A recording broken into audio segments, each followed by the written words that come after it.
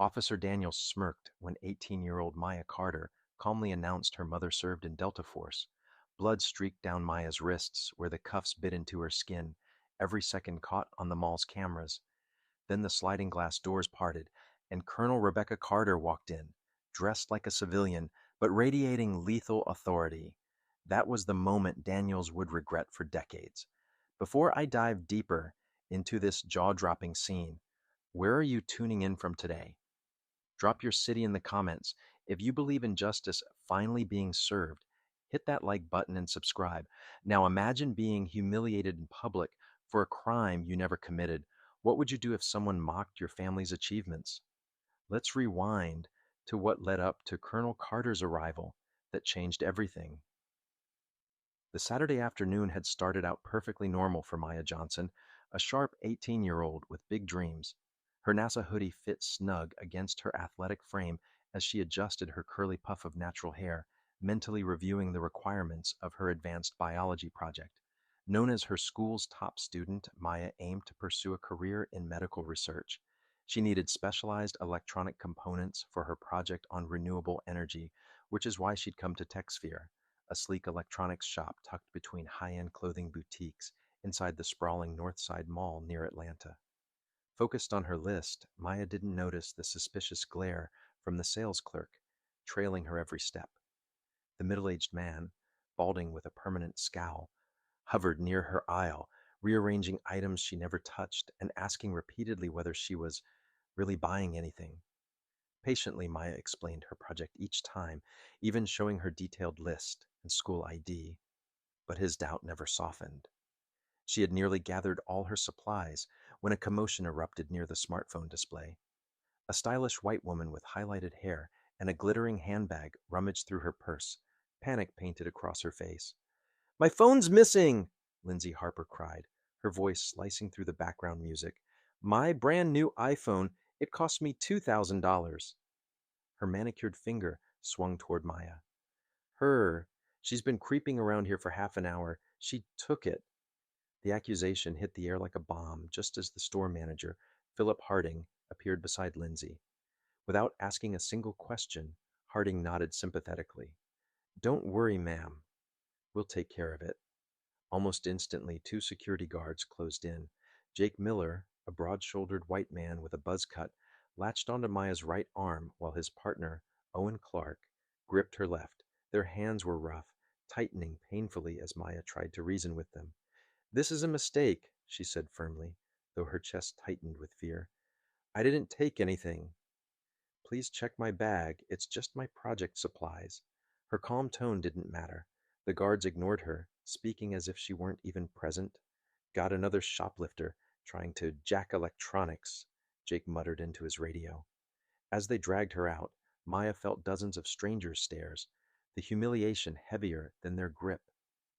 Within minutes, they shoved her into a cramped security office. Officer Mark Daniels of the Atlanta police arrived, striding in with his hand resting casually on his holstered gun. His cold blue eyes swept the room, barely landing on Maya. "What's the story?" he asked Harding. The manager puffed up. "Caught her stealing a customer's iPhone. High-end model. Worth 2 grand." Maya steadied her breathing. "Sir, I didn't steal anything.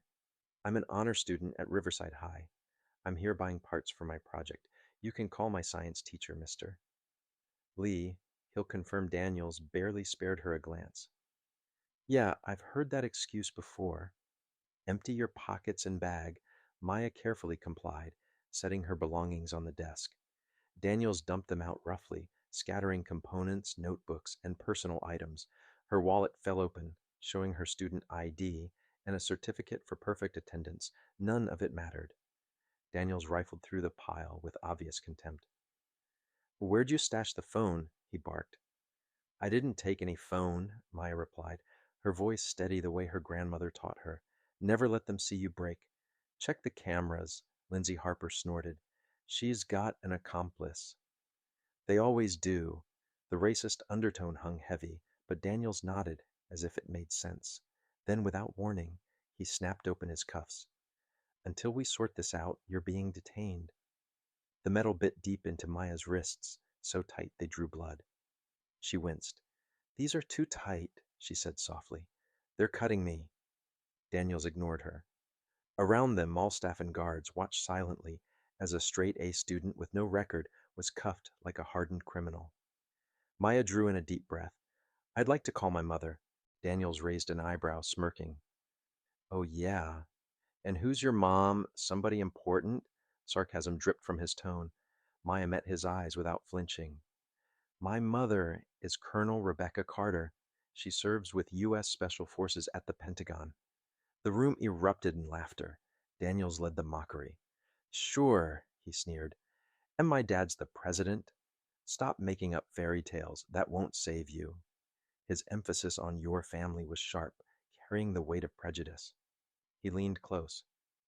People like you always think you can talk your way out. I've been doing this 20 years. I know your type. The blatant bias left Maya silent. She didn't need to argue. His words condemned him more than anything she could say. After a long pause, Daniels shrugged.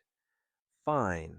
Call her. Let's see this colonel, mom of yours, unlocking her phone. He held it mockingly, expecting her to be exposed.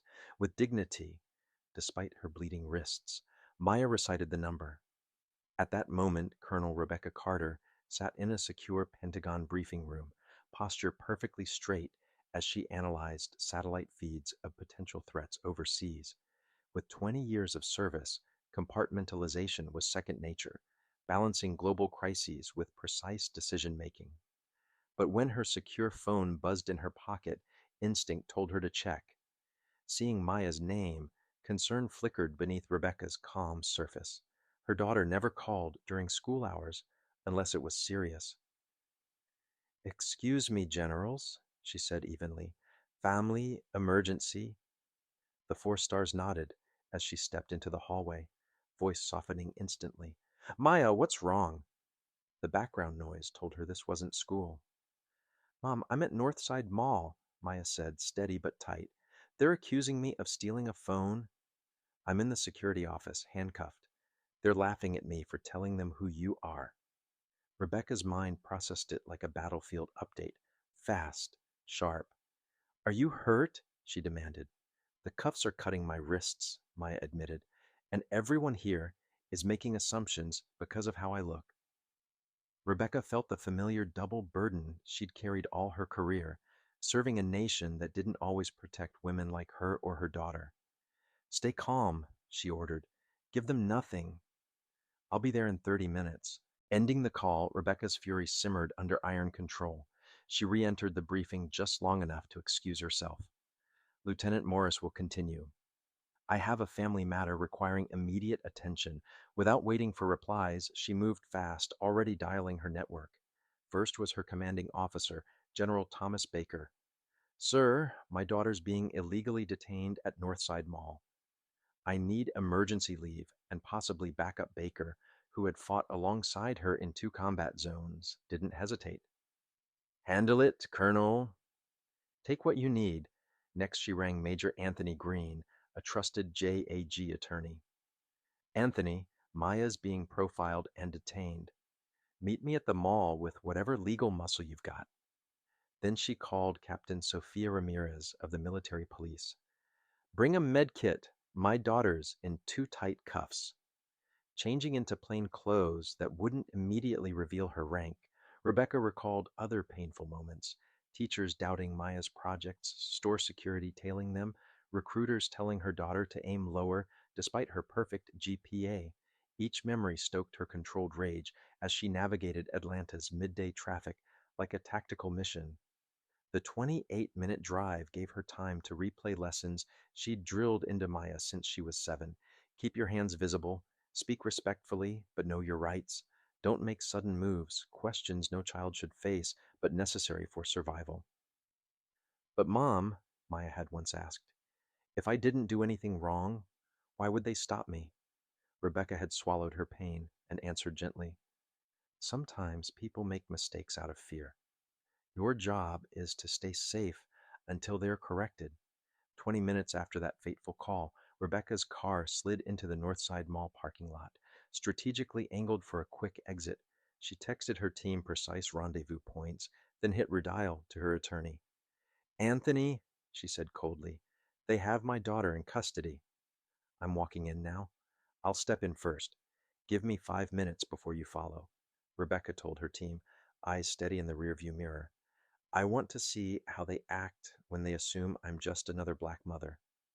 She slid her military ID into her pocket, hidden but ready. Drawing a deep breath, she centered herself the same way. She had before dozens of dangerous deployments, yet this was different. This wasn't about classified missions or foreign adversaries. This was about her daughter, Maya Carter, the bright, determined young woman who embodied everything Rebecca had sacrificed to defend. As she strode toward the mall entrance, her phone buzzed with short confirmations from trusted allies converging on the location.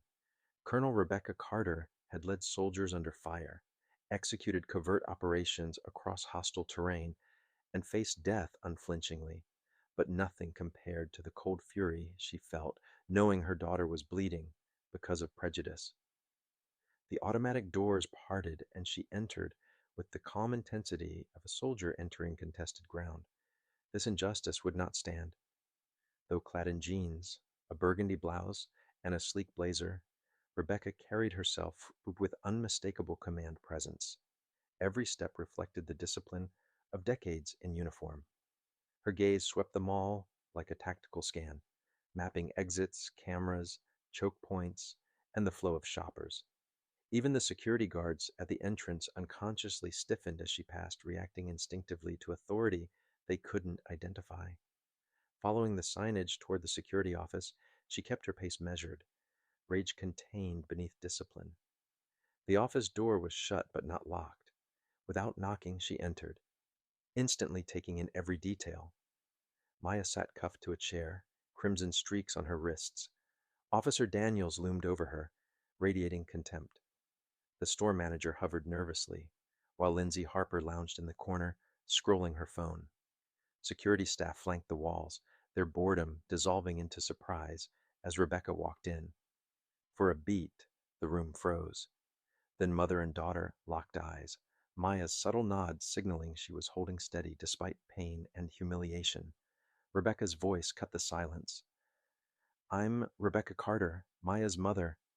Take those cuffs off her. Now Daniels barely glanced up, dripping condescension. Ma'am, your daughter's being questioned about theft. We'll deal with the cuffs once the investigation's done. His tone suggested he expected obedience from yet another weary parent. Rebecca didn't flinch. Officer Daniels, she said, deliberately using his name, despite his lack of badge display. My daughter's wrists are bleeding from improper restraints. You've detained her without evidence, denied her rights, and violated departmental procedures concerning minors. You're out of line.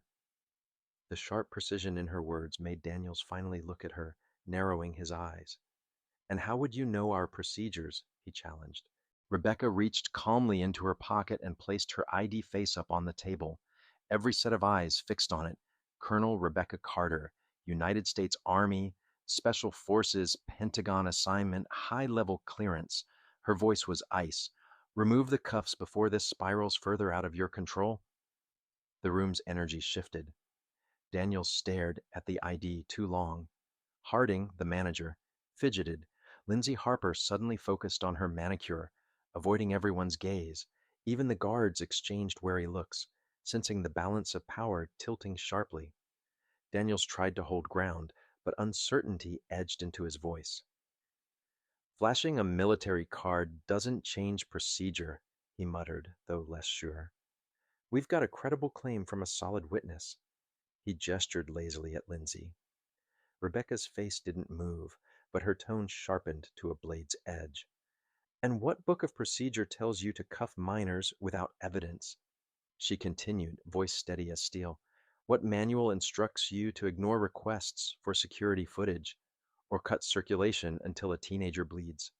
Her gaze slid to Harding. Mr. Harding, I assume your store has a policy requiring footage review before detention. Has anyone even bothered to check it? Harding flushed crimson. An eyewitness is enough, he stammered, nodding toward Lindsay. Rebecca shifted her stare to the woman. And you're so certain of your accusation you'd swear to it in court, under oath, knowing perjury is a crime. Lindsay's hands trembled slightly as she clutched her shopping bag tighter. The door opened, and Major Anthony Green stepped in, JAG uniform crisp, briefcase in hand. Colonel Carter, he nodded briskly. I've already notified Chief Garcia of this incident.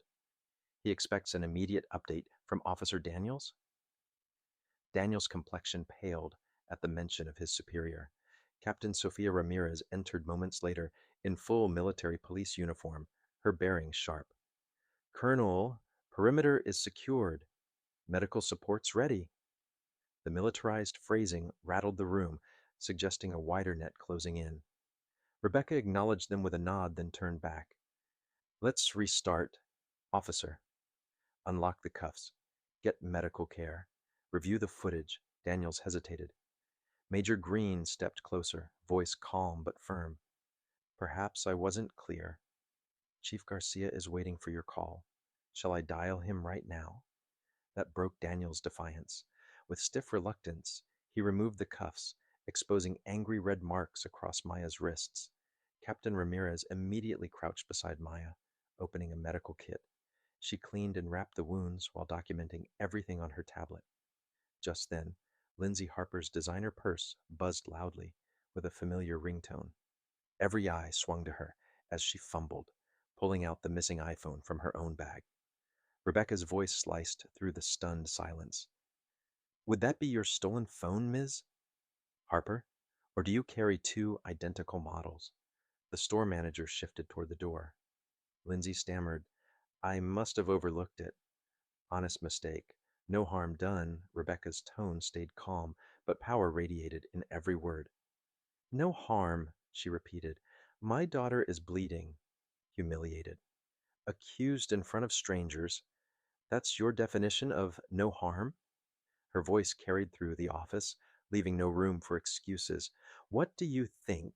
Should Officer Daniels face consequences? Or was he just doing his job? Comment below. The confrontation was far from over. What secrets would unravel about Lindsay's true motives? And how would Daniels respond once his chief arrived? Stay tuned, because the layers of discrimination here were only beginning to peel back. Meanwhile, Ramirez continued tending to Maya, the air charged with tension. Rebecca turned toward the security monitors, where footage from TechSphere played in reverse. The mall's head of security, Dennis Parker, had hurried in, sweating as he queued up the video after a pointed call from Chief Garcia. Rebecca's finger stabbed the screen. There, stop. Roll it forward. Show that again. The clip displayed Lindsay Harper, deliberately tucking her phone into her shopping bag minutes before claiming it was missing. Green raised his own phone, recording the footage as evidence. They replayed it twice more. Lindsay glancing around nervously, planting the phone, then accusing Maya instead of the numerous closer shoppers. Pull up her customer file, Rebecca instructed sharply. Parker complied, typing rapidly. His face paled as a list appeared. She's filed 7 similar theft claims in 14 months, he admitted. Every single one against shoppers of color. Green's voice finished the thought coldly. And what happened in those cases? Parker scrolled uneasily. Each time, security detained the person. Police called 4 times. Charges never filed. Items always turned up later. Meanwhile, Ramirez had quietly gathered data of her own. She approached Rebecca with her tablet. Colonel, Daniels has 12 complaints for excessive force, 9 against minorities, all dismissed without inquiry. Daniels bristled, surging forward. That's confidential. You have no authority to access that. Ramirez's expression never shifted. Actually, when a potential civil rights pattern emerges, interagency authority applies under the Homeland Security Cooperation Act of 2023. It was a fabrication, but delivered with such flawless conviction, Daniels faltered, uncertain. Outside the office, a crowd had gathered, drawn by rumors. Dozens filmed on phones. Some recognized Maya as the scholar who'd recently won a statewide science prize. Local news vans pulled up outside, cameras swiveling toward the commotion visible through the security office window. The story was already spilling into public view. Lindsay finally broke. This is insane. It was just a mistake anyone could make. I'm leaving. I have an appointment. She stood quickly, but Ramirez blocked the door, polite but firm. We'll need your formal statement, Ms. Harper Falls reports are serious. Before Lindsay could argue, the door opened again. A distinguished man in full police dress uniform entered, Atlanta Police Chief Robert Garcia. His eyes swept the tense room, lingering on Daniels with cutting weight. I've received troubling reports about an incident involving a teenager. From what I see, he said, voice hard as steel, the reports were not exaggerated. The chief's gaze softened when it landed on Maya. Are you okay, young lady? Before she could answer, Lindsay Harper tried to slip through the doorway. Another officer entered with Chief Garcia, blocking her path. Miss Harper, we have questions about similar reports at Northlake Mall, and Perimeter Center Lindsay's designer bag slipped, thudding to the floor. This is harassment. I'm the victim. While attention swung her way, TechSphere manager Philip Harding edged toward the hall, only to meet Major Anthony Green's outstretched arm. Mr. Harding, we'll need every theft accusation report from your store for the last 2 years. Harding went pale. Those documents are proprietary. Green didn't blink. Not when potential civil rights violations are involved. Through it all, Maya sat tall, despite everything. The medic who'd arrived with Chief Garcia examined her wrists, pronouncing heavy bruising, but no permanent harm. Nearby, Officer Daniels grew increasingly restless, jaw tight. Daniel's right hand drifted toward his holster more than once before he stopped himself. Finally, he snapped, This is wildly disproportionate. We got a complaint and followed a procedure. Chief Garcia turned slowly, stare unyielding. Which policy authorizes cuffing a teenager so tightly she bleeds, officer? Which one? The chief pressed on, leaving Daniels no space to answer. And what policy says you can ignore immediate requests to review exonerating footage? Garcia's eyes dropped to Daniel's chest. Where's your body cam video? Daniel's fingers touched the empty mount. Technical issue. I reported it last week, he muttered. Captain Ramirez checked her tablet, voice level. According to today's equipment log, your camera passed inspection this morning. The two mall guards who'd grabbed Maya earlier, Jake Miller and Owen Clark, had been quietly watching. The younger, Miller, swallowed hard and stepped forward. Chief, I think I should say something. Management told us to watch certain shoppers more closely, Miller said, unable to meet Maya's eyes. Harding exploded. That's a lie. We never. Miller pulled out his phone. I recorded our last staff meeting because the directives bothered me. Garcia listened, frown deepening, then handed the phone to Major Green. The air tightened again when a woman in a tailored suit entered, projecting calm control. Jennifer Haynes, General Counsel for Northside Properties, she said crisply. After surveying the scene, she turned to Rebecca. Colonel Carter, we sincerely apologize. We'd like to propose an immediate settlement to avoid litigation. Rebecca's expression stayed cool. Miss Haynes, this isn't about a check. It's about a culture that weaponizes suspicion and paperwork to hide it. How many families without my resources have been steamrolled here? The lawyer's practiced smile wavered. Across the room, Maya pointed quietly toward the wall of security monitors. Mom, Maya said, gesturing to a live feed. Everyone turned. On screen, Harding was at TechSphere's master terminal, frantically navigating the security system. Major Green was already dialing. Security breach in TechSphere main office, he said. Possible evidence tampering in progress. Guards hustled toward the store before Harding could finish. On the monitors, mall security intercepted Harding at the terminal, halting whatever deletion he'd attempted. Then another disturbance. A suited man swept into the office like he owned the building. Richard Thompson, Blackwell and Price, he announced grandly. This detention is baseless. We'll file counterclaims for harassment and defamation. Chief Garcia regarded him with calm gravity. Mr. Thompson, your wife was recorded staging evidence to frame a teenager. Choose your next words carefully. Outside, the hallway crowd had swelled, drawn by whispers, notifications, and live posts. The story was already escaping the mall, gathering speed beyond anyone's control. News vans parked near the entrance. Reporters interviewed shoppers who'd watched Maya march past in cuffs. On every screen, hashtags flashed. Hashtag justice for Maya. Inside, Maya stayed composed at the center of the storm, her NASA T now a stark symbol of what prejudice had nearly derailed: curiosity, scholarship, a future in science. The feeds kept rotating angles, Lindsay scanning for a target, bypassing nearby white teens, then locking onto Maya. The pattern was undeniable. Still, Daniels folded his arms, unmoved. Lindsay insisted it was all an honest mix-up. Harding struggled to justify himself. The medic finished bandaging Maya's wrists, taping gauze gently. Rebecca knelt to Maya's level. Do you want to leave now or see this through? Maya looked around at the unmasking. How racism usually hides in policies, whispers, and plausible deniability. I want to stay, she said, voice sure. People like us vanish in stories like this unless we stay visible. Rebecca rose and faced the chief. We'll be pressing charges, she said plainly. Against Ms.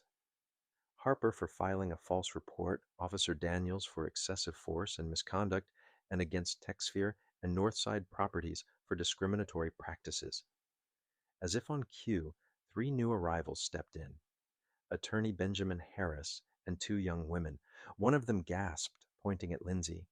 That's her, the lady who accused me of stealing her wallet at Perimeter last month. The other nodded, eyes flashing. She tried it at Northlake, too. Threads that had seemed isolated now braided into a visible rope. Repeated targeting, same profile, same outcome, no charges. Daniels, boxed in by testimony and screens, grabbed his radio. Dispatch, send additional units to Northside Mall Security Office. Situation escalating. His eyes flitted uneasily between Rebecca, the chief, and the uniformed personnel who'd transformed a routine detention into a potential career-ending scandal. Sweat beaded along his temple despite the AC. Minutes later, 3 more officers squeezed into the already packed room, hands hovering until they spotted their chief. The tension uncoiled. Confusion replaced aggression as they processed the tableau. Military uniforms, beside APD brass, a medic tending an honors student, a defense attorney filming, a colleague, Daniels, standing alone, his certainty evaporating.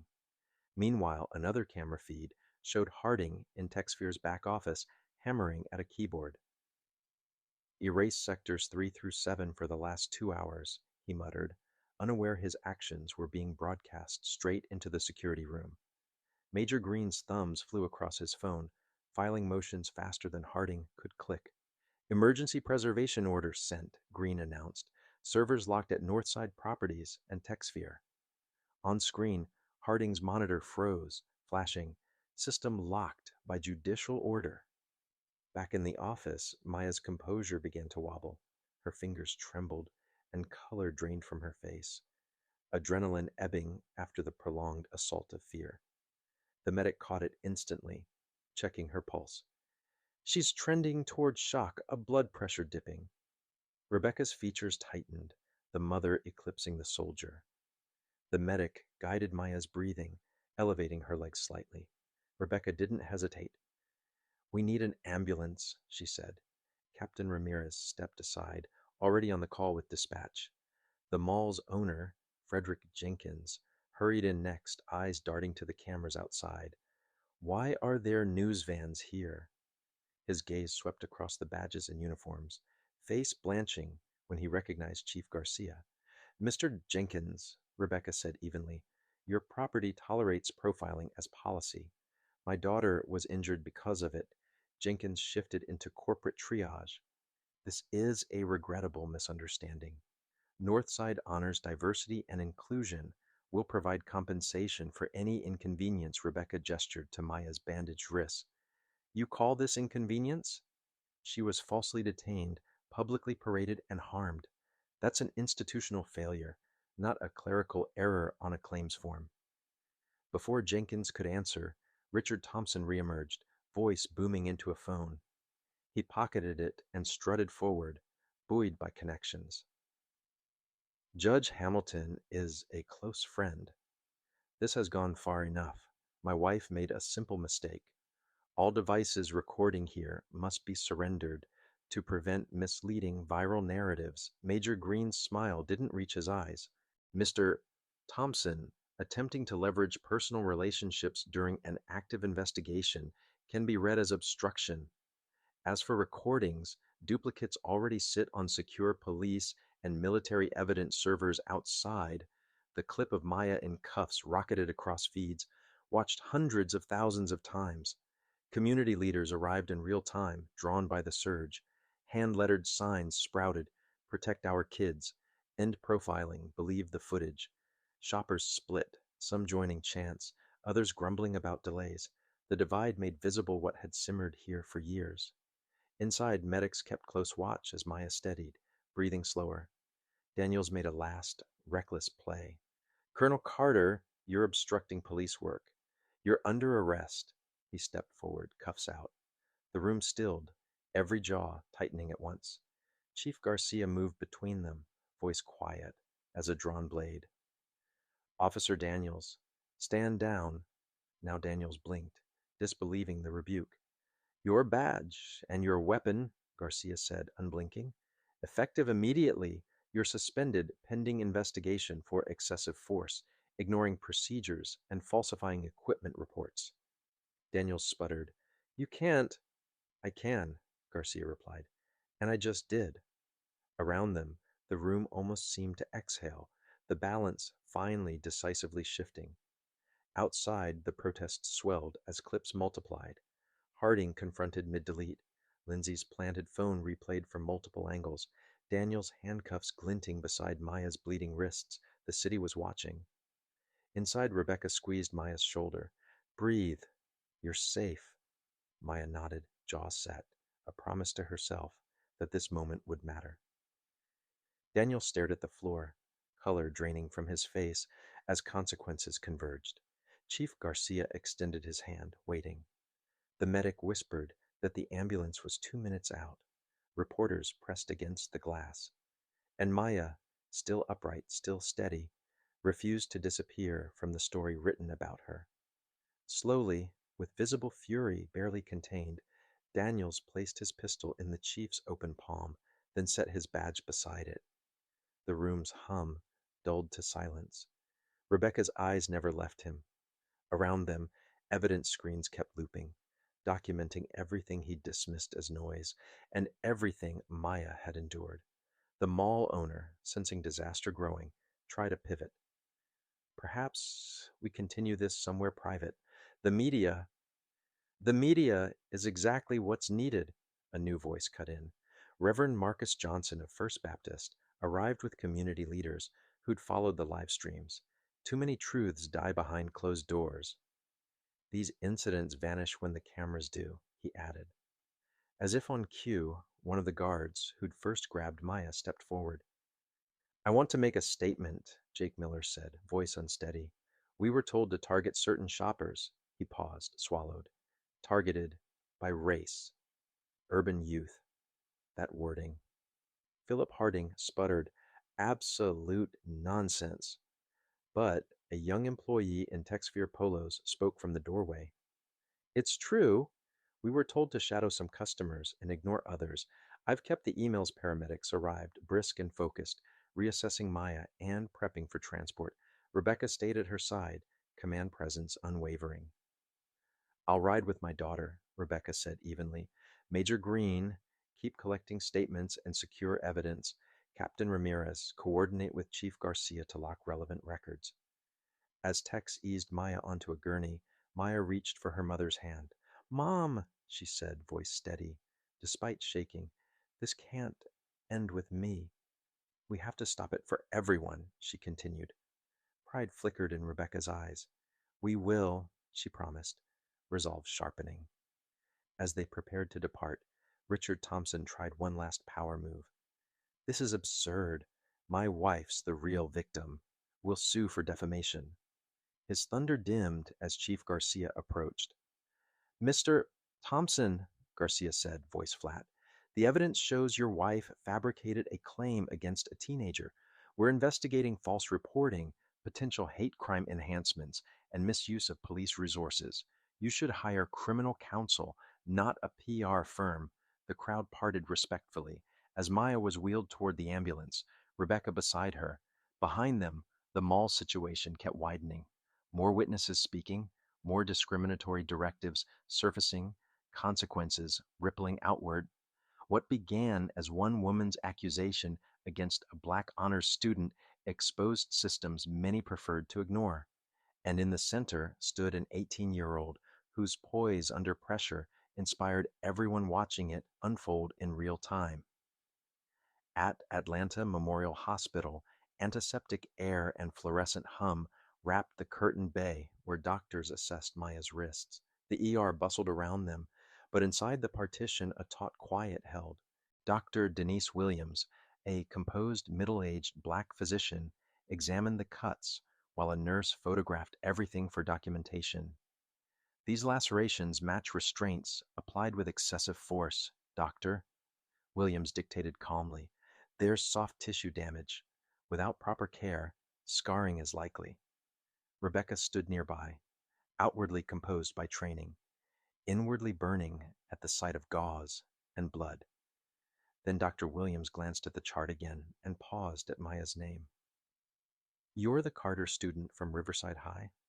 Maya nodded. The doctor's expression warmed. "My daughter competed at the regional science fair. She raved about your solar energy research, said it was the standout recognition, being seen for achievement rather than suspicion, steadied Maya as a detective stepped in to take her statement officially. With remarkable precision, Maya recounted everything: entering tech sphere, the manager's nod to security, the cuffs, the refusal to check cameras. "You noted Daniels said you're kind?" the detective asked gently.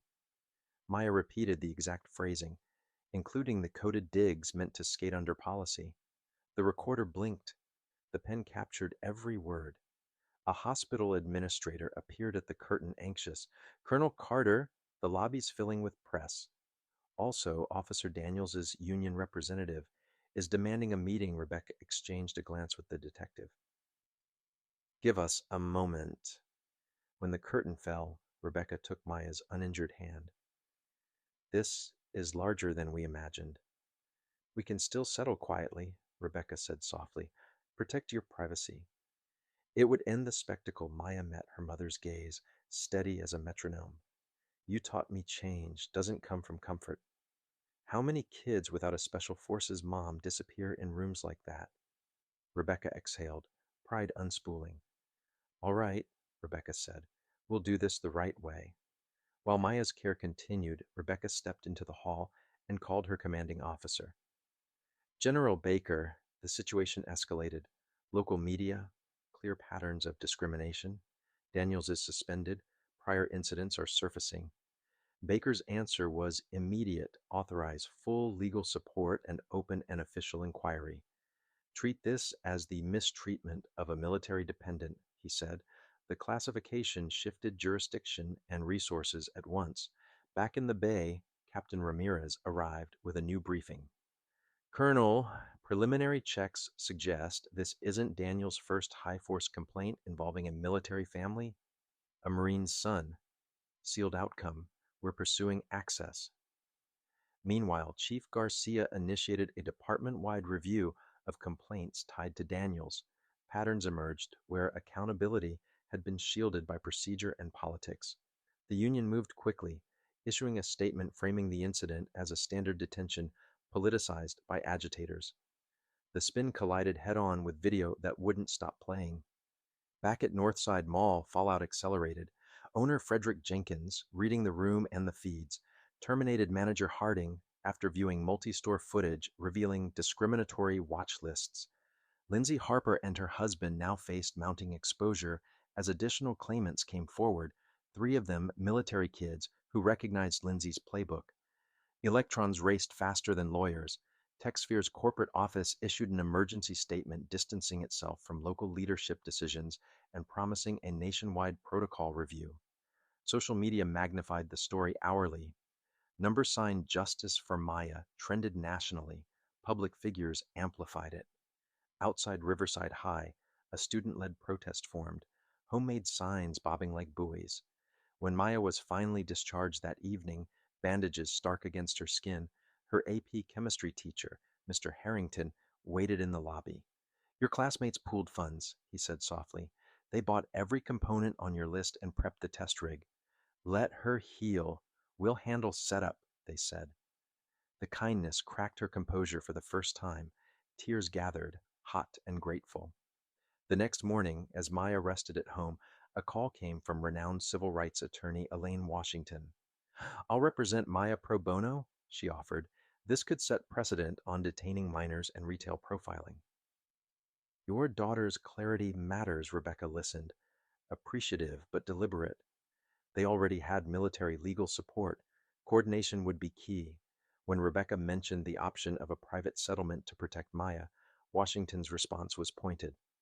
Colonel, compensation without reform grinds the next child beneath the same wheel. Your daughter seems to understand that over breakfast, Rebecca relayed the conversation.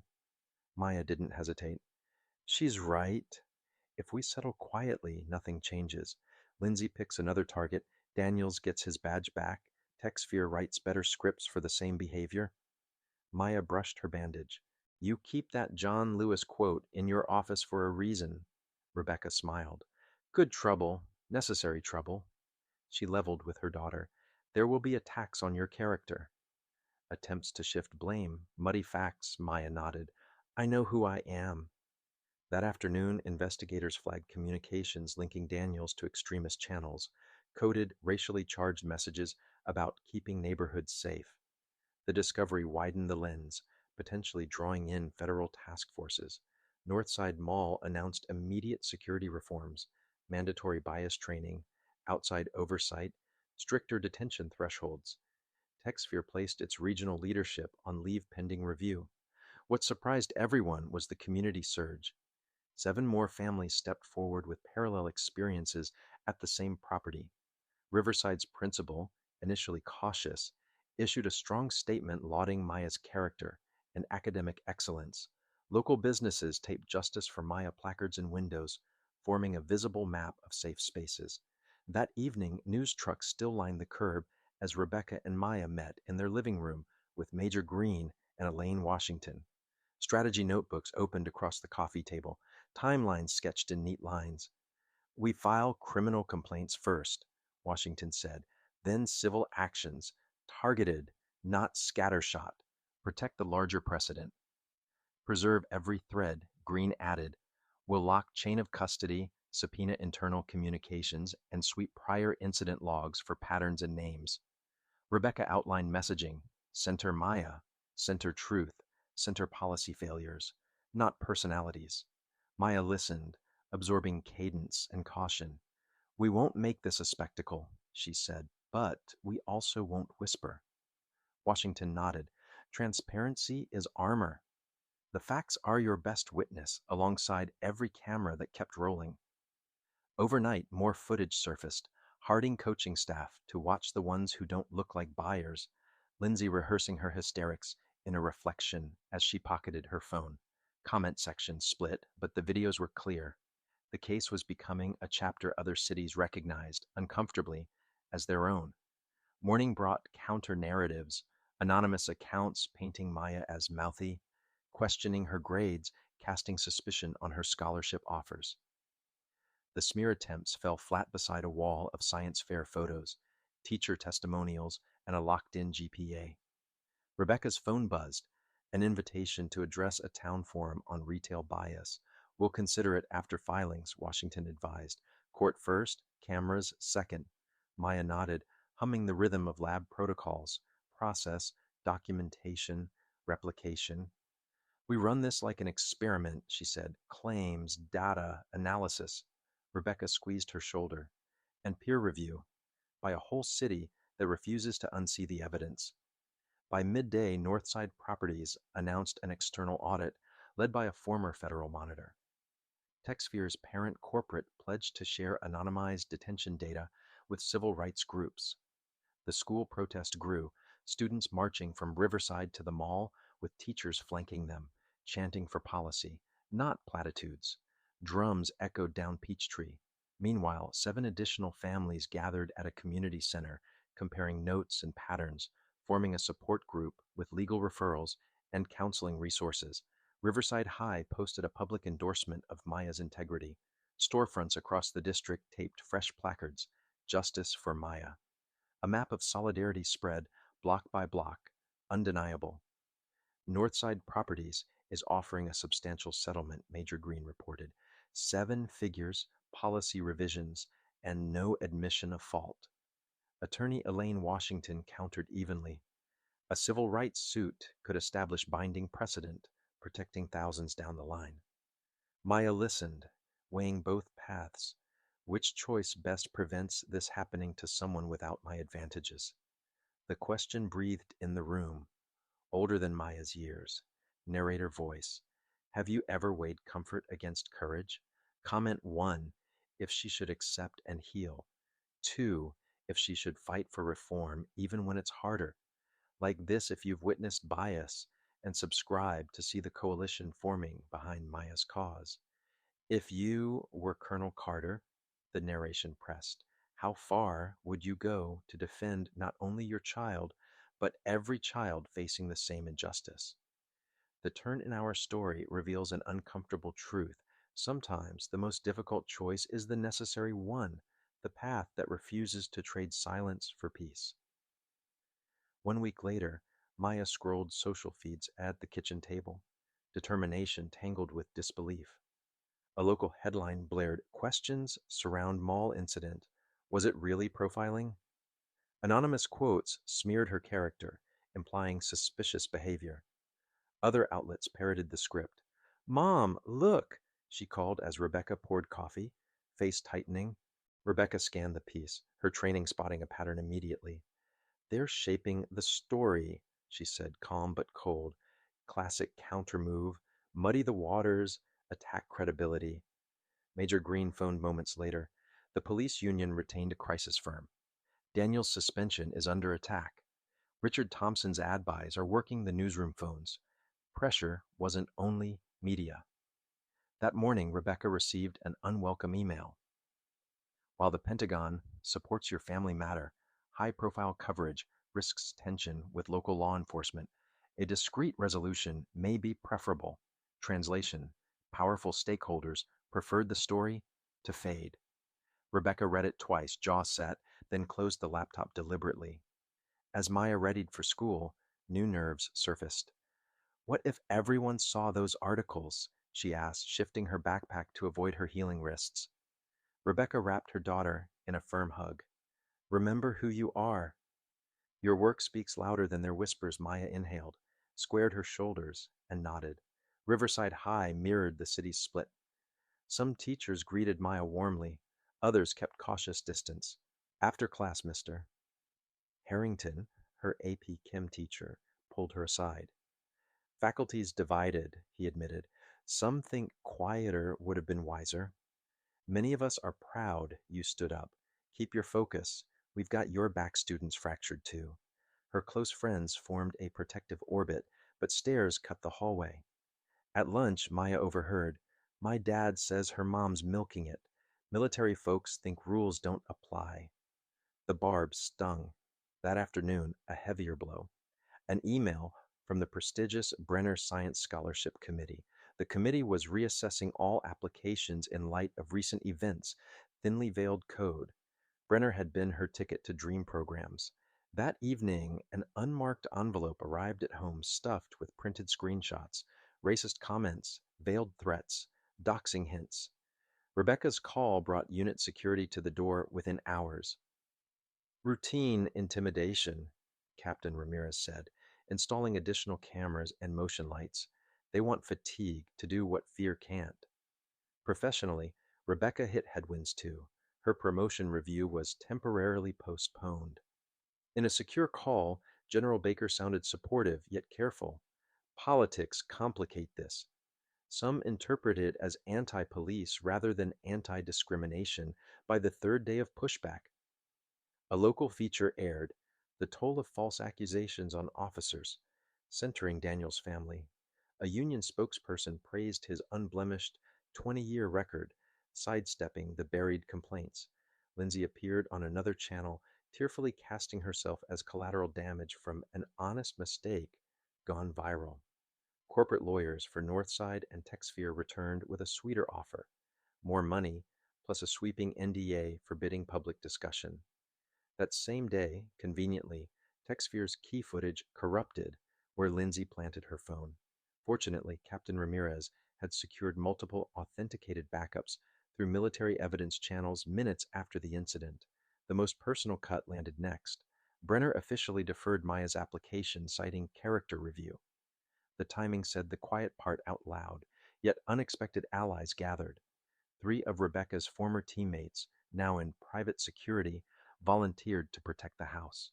Teachers from neighboring schools sent statements of support and lesson resources. Classmates formed a dedicated study circle to keep Maya's grades insulated from chaos. Then the ugliest escalation. Returning from a meeting with attorneys, they found their front door scrawled with slurs and threats in spray paint. The invasion of home shattered any illusion this fight would remain abstract or polite. Maya's voice wavered as they scrubbed the door under porch light. Is this worth it? Maybe we should just take the settlement. Rebecca lowered her sponge, met her daughter's eyes. That's the end point they're engineered for. Good people choosing quiet. They fear what happens when we refuse to disappear. Not fear of us, Rebecca continued, but of what our refusal unlocks for others. After a silence, Maya nodded slowly. Like the quote in your office. Rebecca smiled softly. Good trouble, necessary trouble. Then she added, steady, but this must be your decision. If you want peace, I follow you. Maya looked at her bandages, then at the ghost words still faint on wood. She returned with her laptop, opening a file titled Incidents. Dates, places, descriptions, meticulous logs stretching to elementary school. I've been tracking it for years, she said. If we stop now, this stays hidden. Nothing changes that night. Their decision crystallized. Morning brought an unexpected sight. Veterans from multiple branches stood a quiet watch outside, scrubbing the last stains from the door, organizing shifts. A retired Marine sergeant saluted Rebecca. Word traveled, Colonel. We've got you. It wasn't theater. It was community choosing to show up. Acts of solidarity multiplied. Cafes posted window signs. A law school clinic offered discovery help. Three victims of Lindsay's prior accusations formed a support circle, filing sworn statements. Rebecca stood in her home office, surrounded by affidavits from veterans describing profiling experiences, patterns connecting dots across states and years. On her screen, a secure chat pulsed with military contacts tracking extremist channel chatter about the case. The doorbell rang. Retired Master Sergeant James Wilson, Rebecca's old comrade, stepped in. The network is live, he said. 17 states collecting comparable cases, 4 former JAGs volunteering, some intel folks quietly contributing tools and time. Across town at Riverside, Maya turned organization into action. Over lunch, she joined a diverse student group, Coalition Against Discrimination, reviewing a spreadsheet of local incidents. 37 cases in 12 months, said Luis Rodriguez, a senior profiled at the same mall. Most people bury it. We built a secure reporting form. Maya scanned entries like a lab data set. We need taxonomy, location, business type, employee directives, outcome, build heat maps. Pattern analysis beats anecdotes. Her clinical framing calmed the room, transforming pain into project. After school, she stepped outside and found an unexpected figure waiting beneath the brick archway, hands twisting. It was Jake Miller, the younger guard who'd helped detain her that day. He stood awkwardly, eyes flicking to passing students. "I've been trying to reach you," he began. "I'm not proud of what I did. I have files, recordings, meeting notes, proof it wasn't a one off. Policy from the top." Maya studied him, cautious but open. "Why now?" Jake exhaled. "Because watching you walk through that mall in cuffs is stuck in my head, because my little cousin looks like you, and because Harding told us to delete things I didn't. I copied them to a drive. I want to turn it over." Rebecca arrived moments later, having looped back from a briefing. Jake repeated himself steadier. "I'll make a formal statement. Subpoena me if needed." Rebecca nodded once. "Chain of custody matters. You'll give it to Major Green directly, then duplicate to Chief Garcia's evidence unit." Jake swallowed and agreed. No more silence. Back home that evening, the living room became a strategy cell. Washington outlined the litigation roadmap. Criminal filings first, false report, evidence tampering, civil rights violations, then a surgical civil suit, public invite business, discriminatory detention policies, negligent training, deliberate indifference. Green added timelines, preservation orders, and anticipated discovery fights. Rebecca set communications discipline, facts overheat. Maya's integrity front and center, never overpromise. No leaks that jeopardize filings outside, news trucks still idled, lights washing the street. Online hashtag justice for Maya marked a living map. Safe businesses, solidarity vigils, teach-ins on consumer rights. The city was learning in public. At Riverside, faculty allies drafted a statement defending student safety in commercial spaces. Local clergy planned a public forum on retail bias practices. Data volunteers built dashboards from the coalition's reports, rendering hotspots in color bands. Maya stared at the screen, evidence arranged like constellations, each point a person who mattered. By late afternoon, the coalition logged its 38th report. Maya highlighted categories, annotating employee scripts, camera refusal, cuff injuries, NDA pressure. She looked up at the room, classmates, teachers, neighbors, each holding a piece of the work.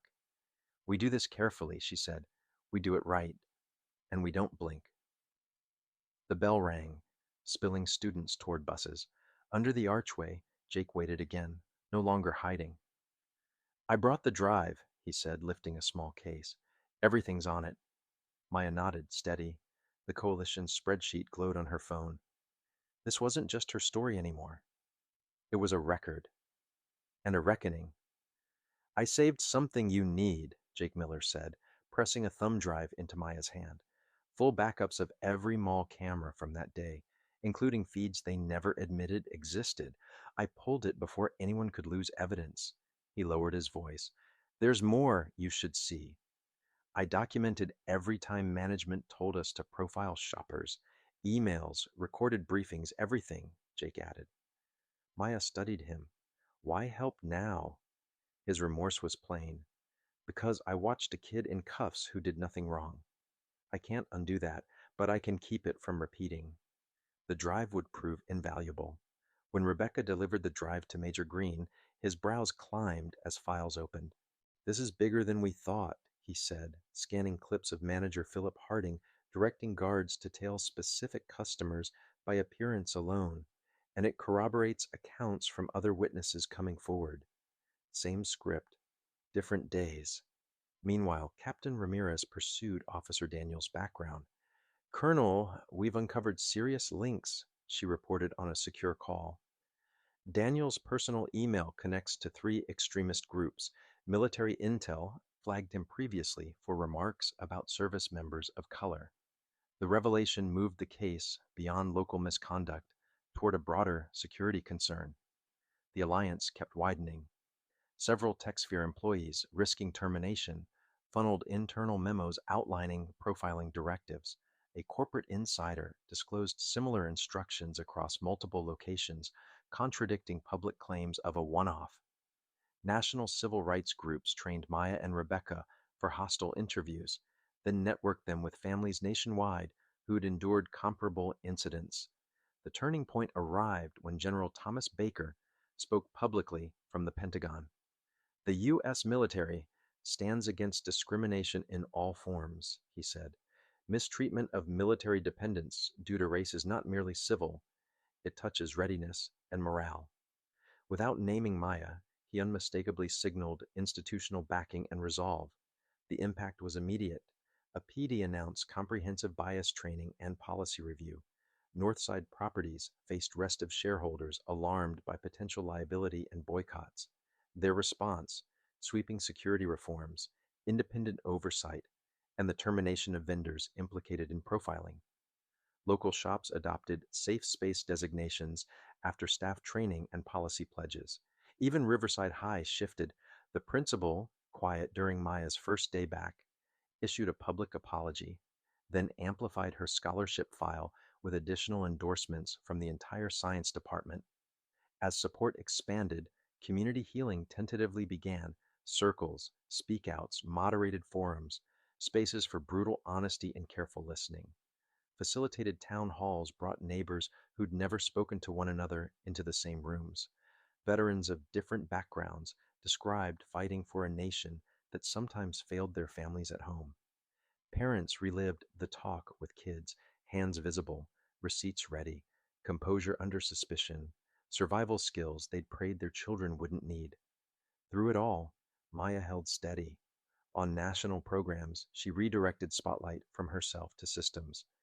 "This isn't about one store or one officer," she said. "It's about patterns rewarded with shrugs. If we can recognize the pattern, we can rewrite the policy." Calm, precise, impossible to dismiss. As the hearing neared, the alliance tested its strength in daylight. Thousands assembled peacefully outside the courthouse: students, veterans, faith leaders, neighbors in work clothes. Military families came in civilian attire. Hand-lettered signs lifted personal stories into public record. The coalition spanned race, politics, and tax brackets, united by evidence. Speaker after speaker described profiling's ordinary cruelty: bags searched, eyes followed, assumptions automatic. Lindsay Harper and Officer Daniels arrived to a crowd unwilling to be quieted. For perhaps the first time, the pair recognized they weren't a silent majority. They were a documented pattern surrounded by people done whispering. The night before testimony, Rebecca found Maya at the coffee table, highlighting notes. "Nervous?" Rebecca asked, sitting close. Maya thought. "Not about truth," she said, "only whether it shifts anything that matters." Rebecca covered her daughter's hand. "Change starts with days like tomorrow, then demands we keep showing up." "We couldn't predict how far it will ripple," Rebecca added, "but we know what we're aiming at: accountability that survives headlines." By morning, they'd reviewed statements until cadence met conviction. Outside, supporters gathered. Inside, the strategy was simple: facts, chain of custody, and the quiet power of unembellished testimony. The courthouse steps thrummed as cameras framed their walk. Maya's healed but faintly scarred wrists contrasted with her steady posture. Inside, Judge Elaine Peterson scanned the overfull gallery. "This court will maintain order, regardless of attention," she said. Proceedings began, exhibits authenticated, timelines established, every clip cued and logged. The compiled footage played without gaps, Lindsay sliding her phone into her bag, scanning faces, bypassing several white teens, fixing on Maya, then staging the discovery. Analysts verified integrity: no splices, no filters. Defense claims of deepfakes evaporated under forensic testimony and cryptographic hashes linked to the original devices. Medical records followed: lacerations and bruising documented by ER staff. Dr. Denise Williams testified that the handcuff's tightness exceeded standard restraint, indicating punitive application. Daniels watched, jaw set, beside his union attorney. Lindsay dabbed at dry eyes with a monogrammed square. Harding swallowed hard as printed emails approached the bench. Store communications entered evidence: instructions to shadow likely non-buyers, escalate assertively, and minimize camera reviews during detentions. Cross-references matched meeting recordings Jake provided. When Maya took the stand, a settling hush passed through the room. She spoke clearly, no embellishment, no rush, recounting each step from browsing parts to red wrists. At first I was confused, then scared, she said, not just about cuffs, but about realizing achievement can't outpace some people's assumptions. Asked about impact, she said, beyond pain and humiliation, the hardest part was learning how easily systems I trusted, store security, police, could be turned against me. The defense tried to cast her as an agenda driven activist.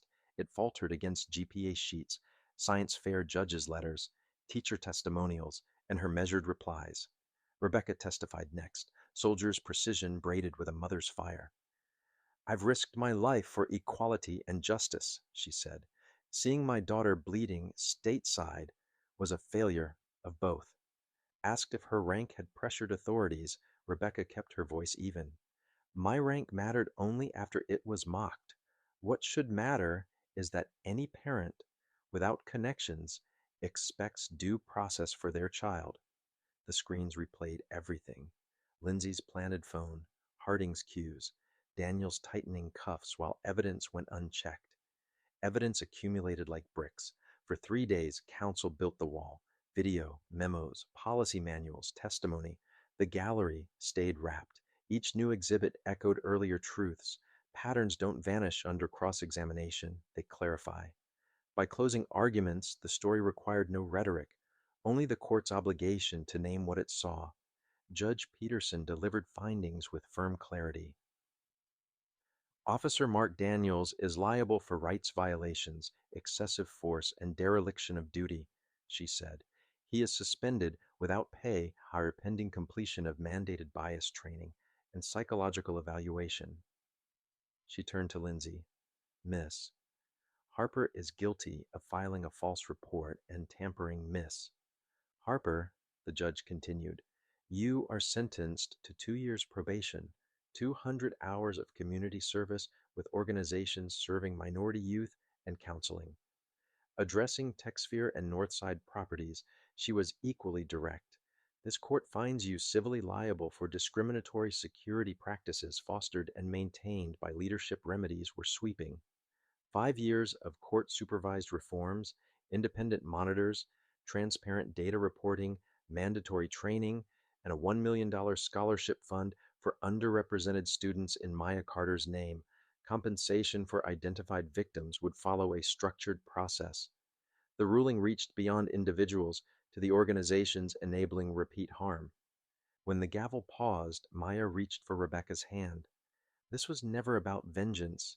It was about accountability, sturdy enough to outlast headlines. Judge Peterson closed with a broader charge. Discrimination normalizes itself through systems. Today we address not only actions, but structures that protected those actions from scrutiny. The effects radiated outward. A PD installed community oversight on complaint reviews and expanded bias training. Regional retailers voluntarily adopted standardized detention protocols. Review cameras first, document rationale, default to de-escalation. The legislature called hearings. Data finally took center stage. At last, the conversation turned from anecdotes to evidence. Most consequentially, Maya testified before a congressional subcommittee on retail discrimination, describing policies that convert suspicion into process. Draft legislation emerged, clearer detention guidelines, audit trails, penalties for profiling in public accommodation settings.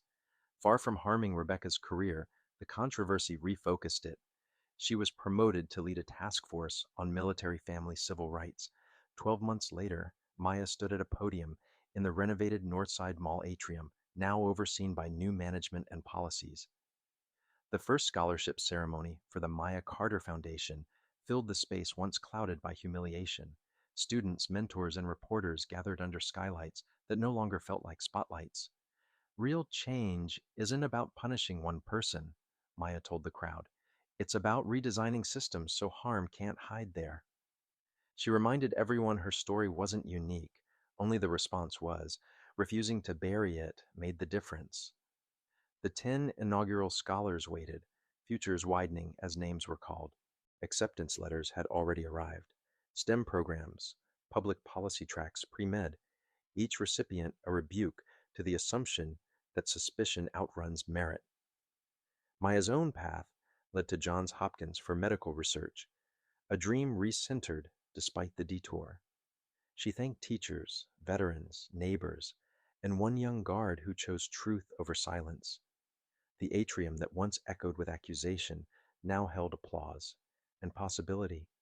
New signage outlined rights and procedures. New staff wore training badges without defensiveness. Rebecca stood off stage, pride quiet and immense. Maya closed. We didn't fix everything, but we proved change is built, document by document, policy by policy, together. Northside's new training playbooks and scenario drills became a national template for retailers. The former security office, where Maya was cuffed, now serves as a youth resource hub, tutoring, rights education, first job coaching.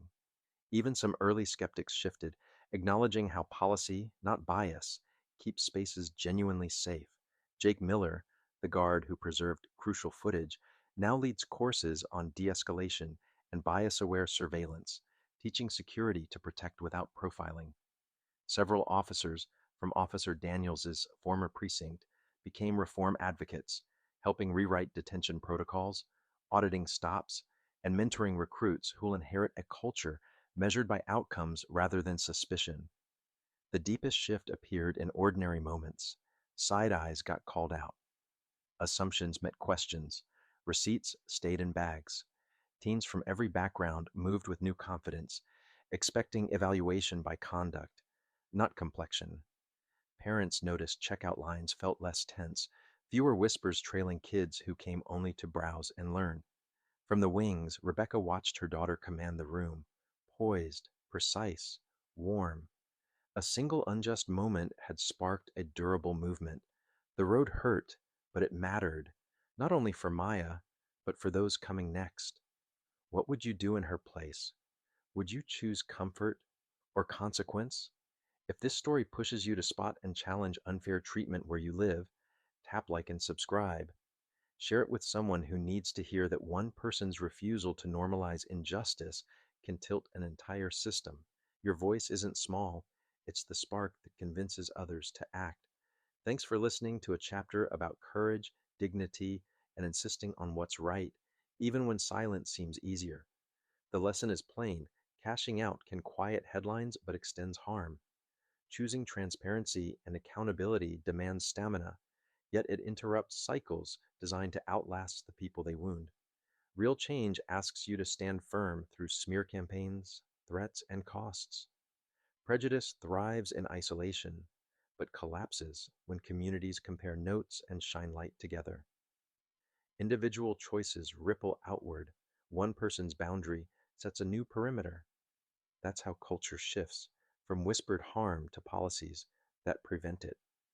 Maya's decision to fight for everyone, not just herself, transformed trauma into blueprint. It also surfaced the double bind many minorities shoulder, serving institutions that don't always serve them equally back. Systems rarely reform by drift. They respond to pressure, documentation, and sunlight applied long after cameras move on. Structures bend when brave people refuse to call discrimination normal and demand accountability up and down the ladder. Justice isn't only about punishing a face, it's redesigning the framework that enabled harm. Tell us about a moment you chose courage over comfort or wished you had. Your story matters. If you've witnessed bias and felt powerless, let this be proof that solidarity scales. Hit like if you believe character should outweigh appearance. Subscribe for more stories that ask hard questions and offer practical tools. We're building a library of receipts, rights, and roots to safer public life. Share this with someone who needs courage to push back where they live. Thanks for being part of a community choosing dignity, respect, and yes, necessary trouble, because one steady voice invites another. And soon a chorus: keep going, keep watching, keep showing up. We'll meet you in the work. Life has a way of surprising us when we least expect it. Sometimes those surprises come as blessings, but other times they come as painful wake up calls that challenge us to look deeper at ourselves, our communities, and the institutions we trust. The story of Maya Carter, a bright 18-year-old wrongly accused of theft in a suburban Atlanta mall, reminds us that injustice often shows up in ordinary places: a shopping trip, a crowded hallway, a police office tucked behind glass doors. What began as a humiliating and frightening experience for a young woman grew into something far larger: a movement for dignity, accountability, and lasting change. As I reflect on her story, three powerful lessons rise to the surface. Lessons not just for young people, but for all of us, especially those of us with more years behind us than ahead. These lessons ask us to remember what matters most: courage, community, and the determination to make justice real. Courage doesn't always look like soldiers storming a battlefield or firemen running into a burning house. Sometimes courage is far quieter. It looks like an 18-year-old standing straight in handcuffs, refusing to cry in front of people mocking her. It sounds like a young voice saying calmly, "Check the security cameras. I did not steal anything," even when no one wants to listen.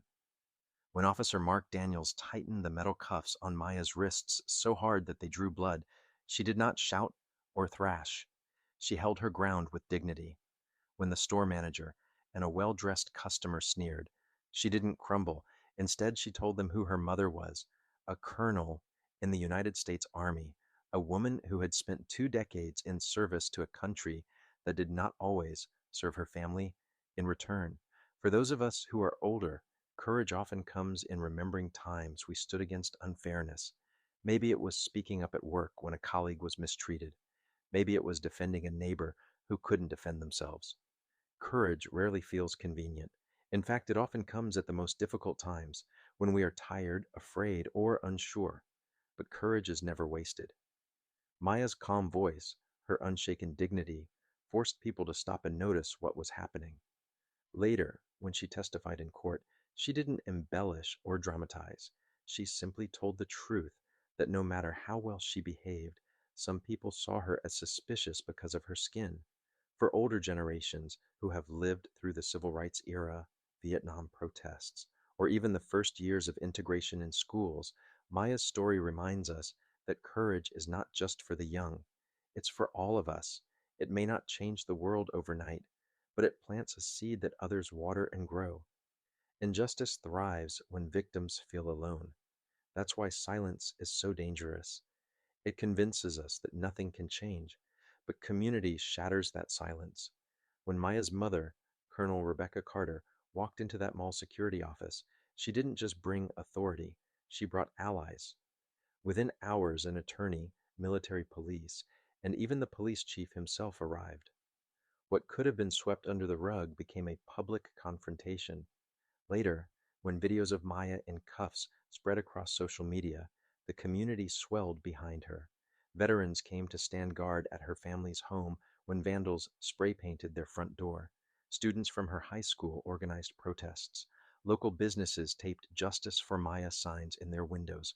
Retired teachers, lawyers, and parents who had never met the Carters offered statements, protection, and resources. The truth is, prejudice often works by isolating its victims. It makes them feel singled out, weak, and voiceless. But once a community says, "We see you and we will not let this happen in the dark," injustice begins to unravel. For those of us over 65, many of us remember a time when neighbors knew each other's names, when we could borrow sugar from next door or share casseroles after a funeral. The world has changed, but community is still our greatest strength. It doesn't require technology, though technology can help. It requires presence: showing up at a rally, bringing food to a grieving family, or simply telling someone, "You are not alone." Maya's story is a call to rebuild that spirit. If a young girl can inspire an entire city to stand together, what could we, as seasoned citizens, accomplish if we decided to show up for the younger generation? What bridges could we build if we leaned into empathy instead of suspicion? When the judge delivered her ruling, Maya and her mother didn't cheer. They didn't celebrate vengeance. They listened as the court held people accountable. Officer Daniels suspended without pay and ordered into training. Lindsay Harper convicted of filing a false report and sentenced to community service. Texfier and Northside Mall required to pay damages, and create $1 million scholarship fund in Maya's name. But Rebecca Carter reminded her daughter, this is not about revenge, it's about change. Justice done right is not about ruining lives, it's about repairing systems. The mall that once humiliated Maya now hosts scholarship ceremonies for students of all backgrounds. The security office where she was detained is now a youth resource center, teaching kids their rights and helping them find jobs. Even the guard who once grabbed her arm now teaches others how to de escalate situations without bias. That is the kind of justice worth fighting for, justice that transforms, not just punishes. Many of us in older age have seen cycles of anger that burned hot and fizzled out, leaving bitterness but little progress. True change, the kind that lasts, is quieter and slower. It rewrites policies, retrains workers, and reorients culture. It doesn't just stop bad actors, it prevents the next generation from repeating the same harm. Maya's courage and Rebecca's persistence sparked that transformation. And it reminds us that even in our later years, we can still lend our voices to efforts that make life better for those who come after us. Courage, community, transformation. These three lessons are threads in the same fabric. Alone, courage can feel lonely. Without courage, communities can lose their way. Without community, transformation rarely lasts, but when all three come together, the impossible becomes possible. Maya's story is not just about a teenager in Georgia. It's about every one of us who has ever been underestimated, dismissed, or treated unfairly. It's about every parent who has taught their child to keep hands visible during a traffic stop. It's about every grandparent who has told their grandchild to always be respectful but know your rights. For those of us older than 65, Maya's journey echoes struggles we thought were behind us, and it challenges us to leave the world better than we found it. Because the truth is, systems don't change automatically. They change because ordinary people, sometimes young, sometimes old, refuse to let injustice pass as normal. The question is not whether injustice will appear again. The question is whether we will stand together across generations to confront it with courage, rebuild with community, and insist on transformation instead of silence. What about you? Have you ever faced a moment where you had to decide between staying comfortable and speaking up for what was right? Maybe it was at work, in your neighborhood, or even in your own family. Share your story in the comments. I'd love to hear how you handled it. And if this message resonated with you, don't forget to like the video, subscribe to the channel, and hit the notification bell so you can join us for more stories that inspire courage, community, and real change.